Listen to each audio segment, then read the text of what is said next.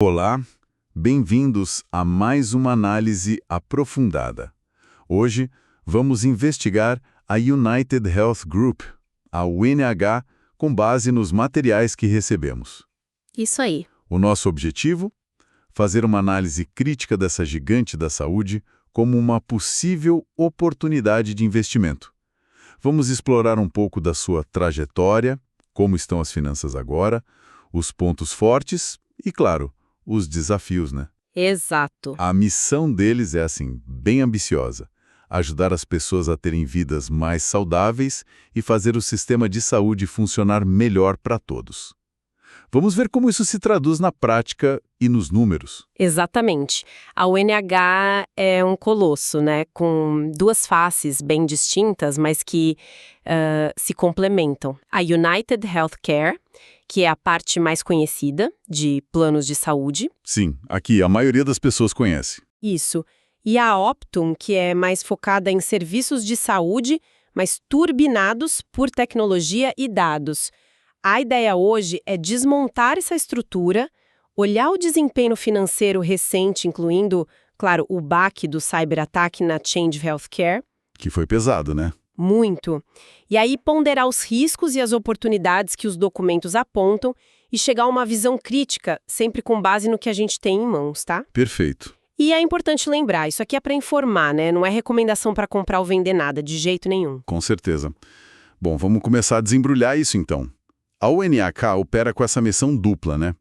Melhorar a saúde das pessoas e a eficiência do sistema. Uhum. E como você disse, tem esses dois lados, United Healthcare e Optum. A escala é impressionante, olha. Estamos falando de uns 400 mil funcionários no mundo todo. É muita gente. De 140 mil profissionais da área clínica, isso segundo o relatório anual de 2024, o DESCAI. É gente pra caramba. É uma operação gigantesca, sem dúvida. E esses dois braços principais, eles se dividem em 4 grandes áreas de negócio que eles reportam. Primeiro, a Optum Health. Certo. O foco aqui é o atendimento direto ao paciente, sabe? Desde o clínico geral até cirurgias, passando por gestão de saúde, bem-estar. Eles falam em atender cerca de 100 milhões de pessoas e mais de 100 operadoras de saúde parceiras. Isso lá no final de 2024. 100 milhões de pessoas. É um alcance enorme. E um ponto-chave aqui é o crescimento deles em modelos de cuidado baseados em valor, o tal Value-Based Care. Ah, onde o pagamento é ligado à qualidade e resultados, né? Não só fazer mais procedimentos. Exato. É uma tendência forte. Depois tem a Optum Insight. Essa é a parte de inteligência do negócio. Dados, análises, pesquisa, consultoria, tecnologia para o setor de saúde. Tipo, o cérebro de dados da empresa. É uma boa forma de ver. Eles atendem desde hospitais e planos de saúde até farmacêuticas e governo. Foi aqui que o ciberataque na Change Healthcare, uma empresa que eles compraram, né, bateu forte. A gente vai falar mais disso. Imagino. Terceiro, a Optum Rx. Pensa nela como uma grande gerenciadora de benefícios de farmácia, um PBM, Pharmacy Benefit Manager. Ah, os PBMs, que negociam preços de remédios e tal. Sempre polêmicos. Exatamente. Ela negocia preços de medicamentos e administra os gastos com prescrições para empresas, sindicatos, etc. Os números são enormes. Segundo o DSK, gerenciou 178 bilhões de dólares em gastos com remédios em 2024. Bilhões. E processou mais de 1,6 bilhão de receitas ajustadas. É uma peça central no custo dos medicamentos nos Estados Unidos. Dá para entender por que são tão visados pela regulação. Com certeza. E por último, a United Healthcare, a parte mais tradicional de seguros e planos de saúde. Oferecem planos para empresas, individuais, para comunidades de baixa renda via Medicare e um segmento crucial, o Medicare para aposentados. O Medicare. E aqui tem um dado que, olha, acende um alerta importante sobre risco.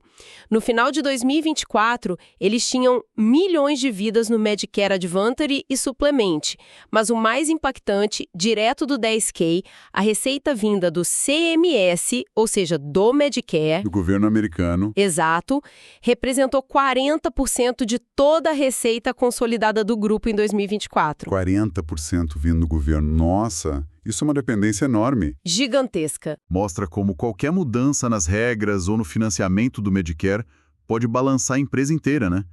Mesmo com toda essa diversificação que eles buscam com a Optum. Exatamente. O risco regulatório é muito, muito alto aí. Falando em quem comanda, a liderança também teve mudanças recentes. O Andrew Witt é o CEO desde 2021. John Rex virou presidente e CFO em abril de 2024. Uhum. A Optum passou a ser liderada pela Heather Cianfrocco, também em 2024, e o Timothy Knoll assumiu a United Healthcare em janeiro de 2025, depois da morte trágica do CEO anterior, Brian Thompson. Teve essa mudança inesperada. E os documentos também fazem questão de destacar a governança. Dizem que o conselho é majoritariamente independente, o presidente do conselho, Stephen Hemsley, e o CEO são pessoas diferentes. O que é uma boa prática. Sim. Tem políticas para reaver bônus de executivos se algo der errado, o tal clawback, e até facilitam para acionistas indicarem diretores. E claro, eles colecionam prêmios, como o da Fortune por 15 anos seguidos até 2025 como a mais admirada do setor. Parece tudo bem amarrado na teoria, né? A estrutura formal de governança parece robusta, pelo menos no papel. Beleza, entendemos a estrutura e a escala. Agora vamos mergulhar nos números e no desempenho mais recente. Temos aqui os relatórios financeiros, né? O 10K de 2024, o resultado do segundo trimestre de 2025. E o comunicado desse resultado, mais uns dados de analistas de uma das fontes, o TradingView. Isso.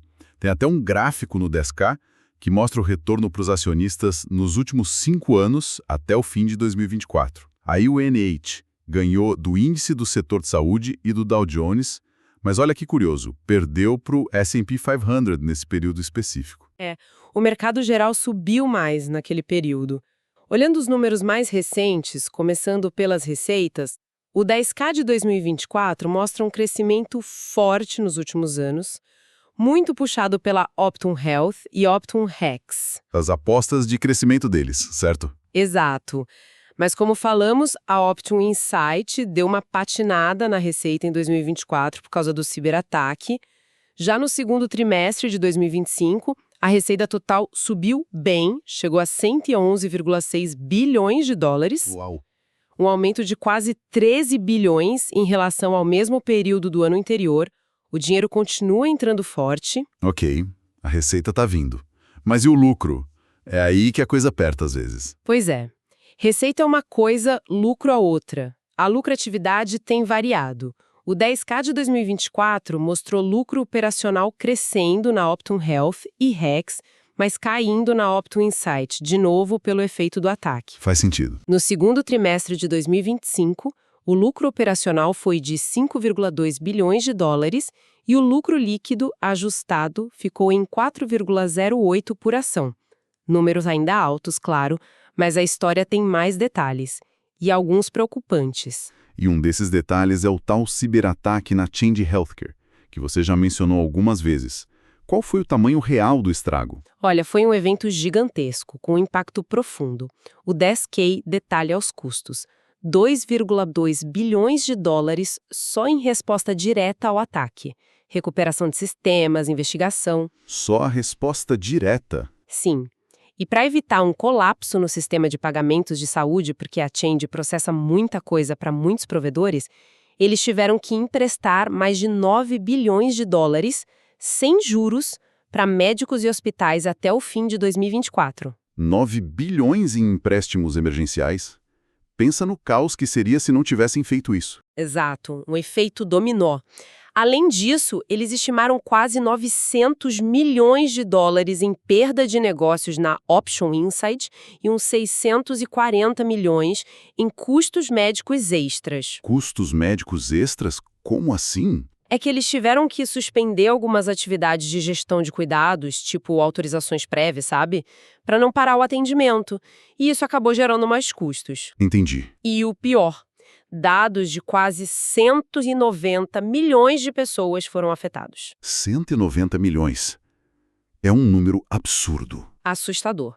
Os resultados mais recentes do Q2 de 2025 sugerem que o pior dos custos diretos passou, mas eles admitem que recuperar totalmente o volume de transações e conquistar novos clientes ainda é um trabalho em andamento. O estrago na confiança e na operação foi grande. Nossa, dá para imaginar.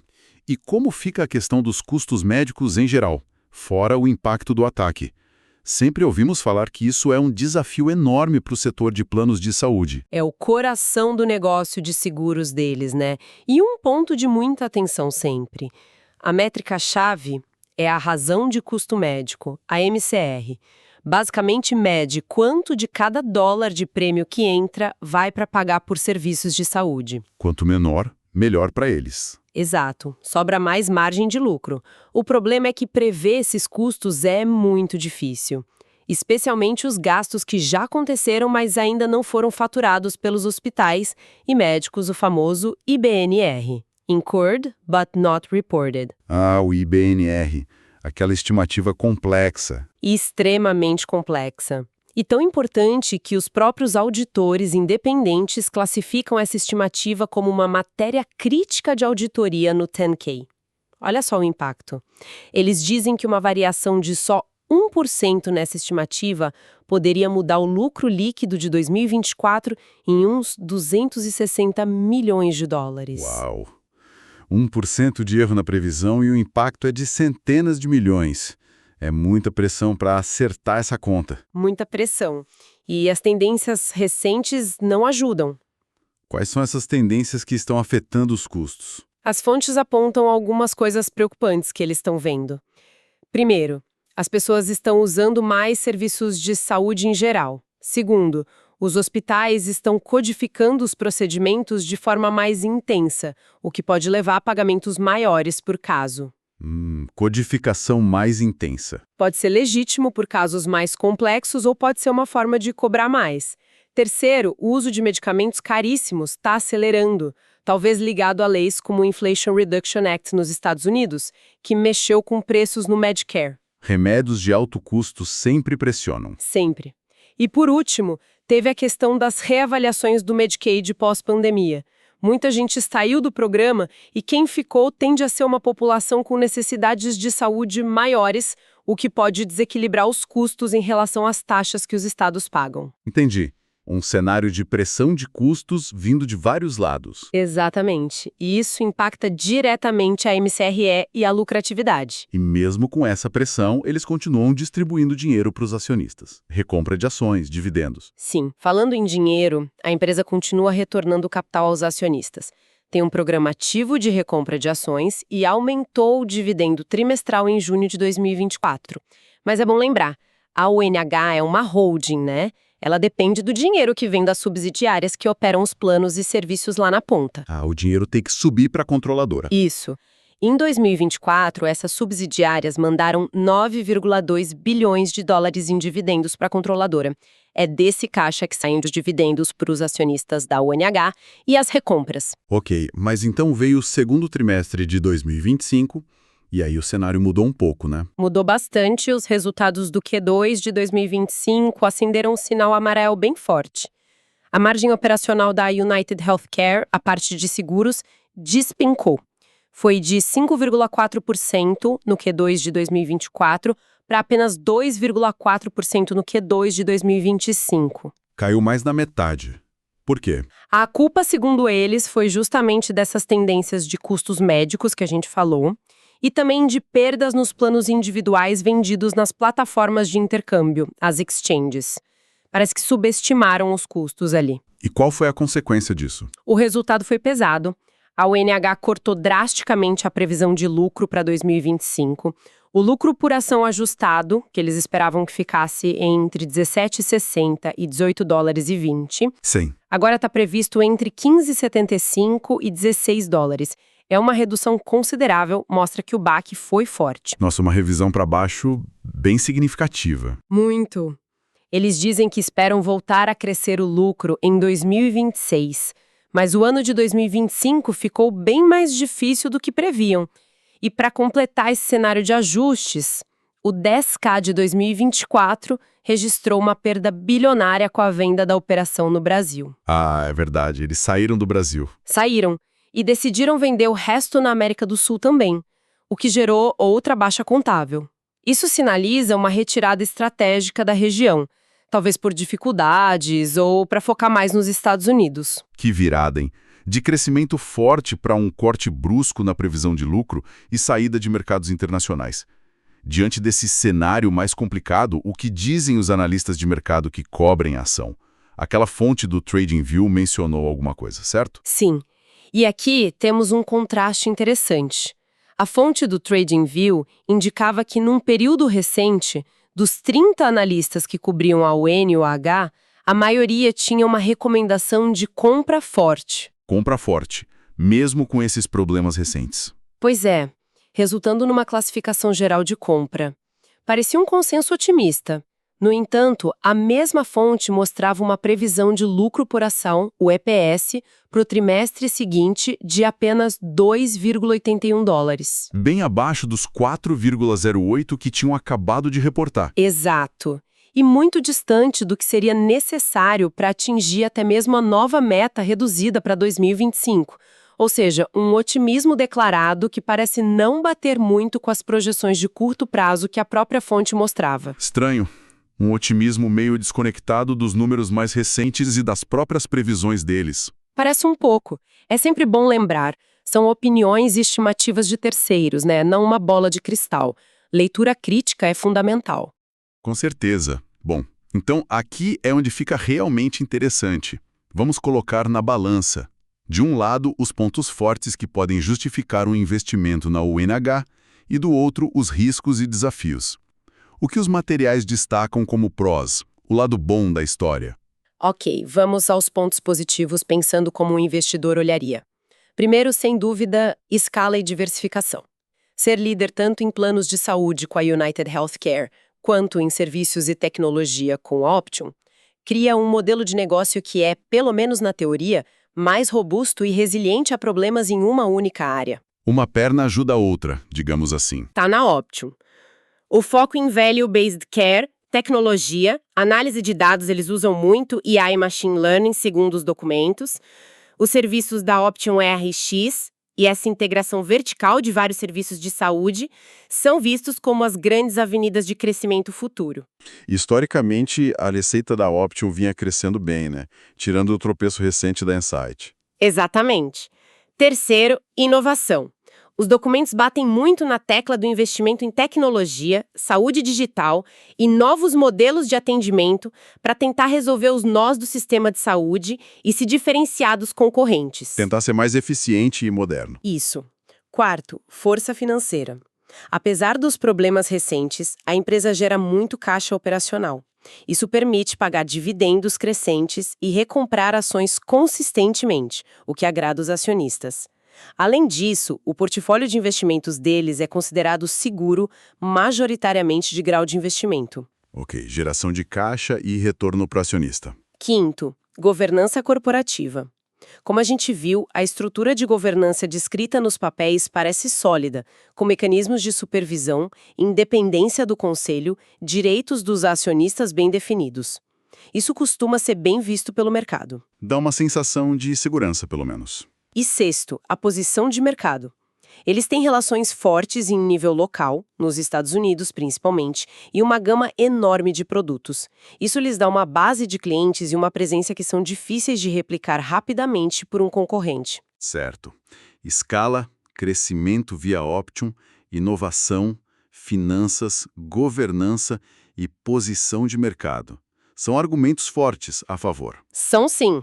Mas a realidade nunca é só o lado bom, né?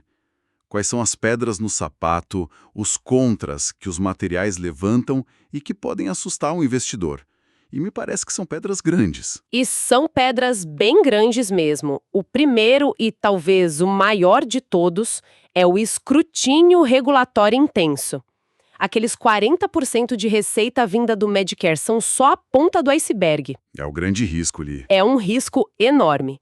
A dependência de programas governamentais como Medicare e Medicaid expõe a UNH a cortes de verba, mudanças de regras constantes, como as auditorias RADV, que o governo usa para pedir dinheiro de volta se achar que os diagnósticos informados foram exagerados para receber mais. O que pode impactar muito o lucro. Demais. E tem muita pressão política em cima desses programas. A regulação é um labirinto. Leis federais tipo ERISA, leis estaduais diferentes para cada estado, regulação bancária para o Optum Bank, leis contra suborno, as anti-kickback e uma pressão crescente para regular mais os PBMs como a Optum Rx. Que estão na mira há tempos. Exato. E ainda tem um processo do Departamento de Justiça americano, o DOJ, rolando sobre essas informações de ajuste de risco que eles mandam para o Medicare. É um verdadeiro campo minado regulatório. Uau! Só isso já daria um episódio inteiro. Qual o segundo contra? Segundo, a volatilidade dos custos médicos.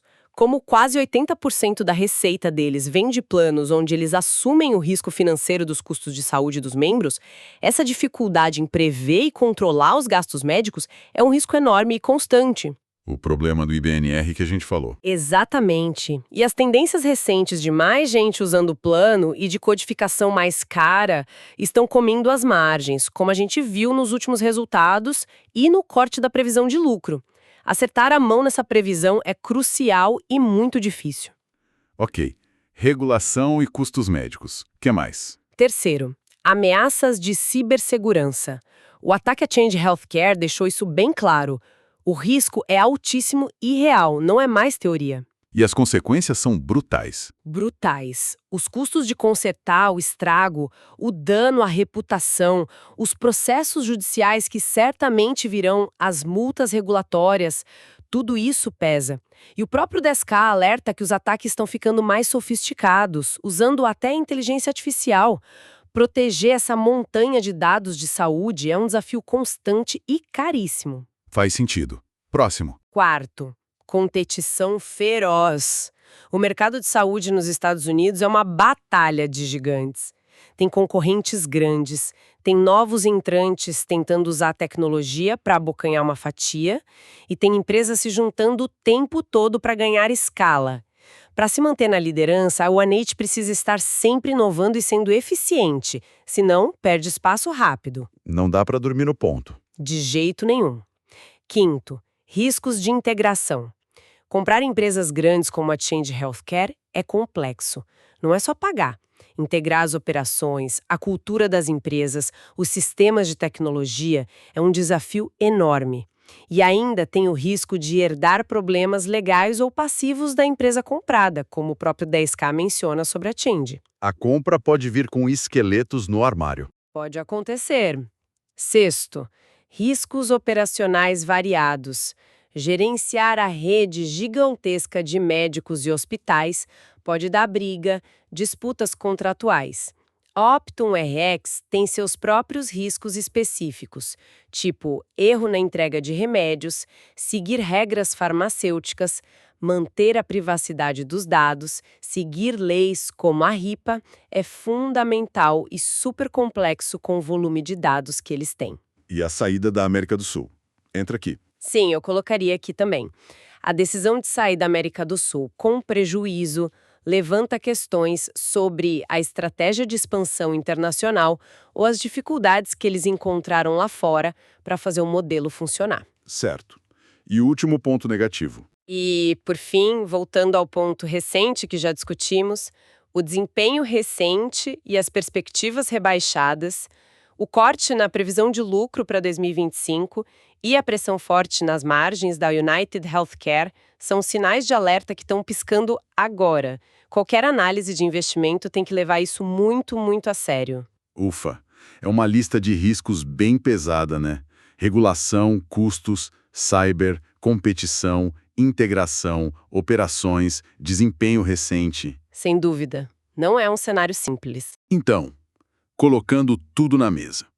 Temos uma gigante com duas caras, a seguradora tradicional e a empresa de tecnologia e serviços que promete ser o futuro. Mas essa gigante está andando num terreno cheio de minas. Regulação pesada, custos médicos subindo sem parar, o fantasma do cyberataque ainda presente, competição forte e sinais recentes de dificuldade financeira, com a revisão para baixo do lucro. É uma aposta bem complexa. Como a gente junta tudo isso? Qual a conclusão que dá para tirar dessas fontes? Olha, a visão que emerge das fontes é realmente cheia de contrastes, é bem mista. De um lado, você tem aquele consenso de compra forte dos analistas, que uma das fontes citou, que sugere otimismo. Sim, Do outro lado, você tem os próprios alertas da empresa nos relatórios oficiais, detalhando todos esses riscos enormes que a gente acabou de listar, e a recente e brusca redução na expectativa de lucro para 2025, que é um sinal bem concreto de problemas. otimismo versus realidade recente. Exato. As incertezas são enormes, como as regras do jogo vão mudar, especialmente para os PBMs e o Medicare Advantage, que são cruciais para eles. Os custos médicos vão continuar essa escalada no ritmo atual. Quais serão os efeitos de longo prazo do ciberataque? Não só financeiros, mas na confiança do mercado e dos clientes. A integração das empresas compradas, como a Change, vai dar certo e trazer os resultados esperados? Ou vai gerar mais dor de cabeça? Muitas perguntas sem resposta clara ainda. Muitas. É impossível ter certeza olhando só esses materiais. Por isso, a gente tem que reforçar o aviso que está lá nas fontes e que a gente sempre faz. Essa análise é baseada estritamente no que lemos aqui. Não é, de forma alguma, um conselho para investir. Fundamental deixar isso claro. Quem pensa em colocar dinheiro nisso precisa fazer a própria lição de casa, analisar muito mais a fundo, talvez conversar com um profissional financeiro qualificado. A decisão é pessoal e envolve riscos. Faz todo sentido. Para fechar, então, uma reflexão que fica martelando aqui na minha cabeça. Os documentos falam muito, muito mesmo, do uso pesado de dados, inteligência artificial, machine learning e desses novos modelos de cuidado da Optum para tentar ser mais eficiente, prever riscos, gerenciar melhor os pacientes. Sim, é a grande aposta tecnológica deles. Considerando toda essa pressão regulatória imensa e a pressão de custos médicos que a gente viu que são enormes, será que a capacidade da Umang de sobreviver e, quem sabe, prosperar nesse ambiente tão hostil depende totalmente da velocidade e da eficácia com que ela consegue usar essas inovações tecnológicas e de modelo de cuidado? Será que a corrida para ver se eles conseguem ser mais eficientes e inteligentes mais rápido do que os concorrentes e principalmente mais rápido do que os reguladores conseguem entender e apertar o cerco? É uma ótima pergunta. E se eles conseguirem essa façanha tecnológica e de gestão, o que isso realmente significaria na prática para quem está na ponta, o paciente e o médico dentro desse sistema de saúde americano tão complexo e muitas vezes desumanizado? A tecnologia vai ajudar ou vai criar novas barreiras? Fica aí a pergunta no ar para a gente pensar. Uma reflexão muito pertinente mesmo. Chegamos ao fim desta análise detalhada da United Health Group, baseada nos materiais que exploramos hoje. Esperamos que essa visão crítica, direto das fontes, tenha sido útil para entender melhor essa empresa tão importante e, como vimos, extremamente complexa. Obrigado pela companhia e até a próxima.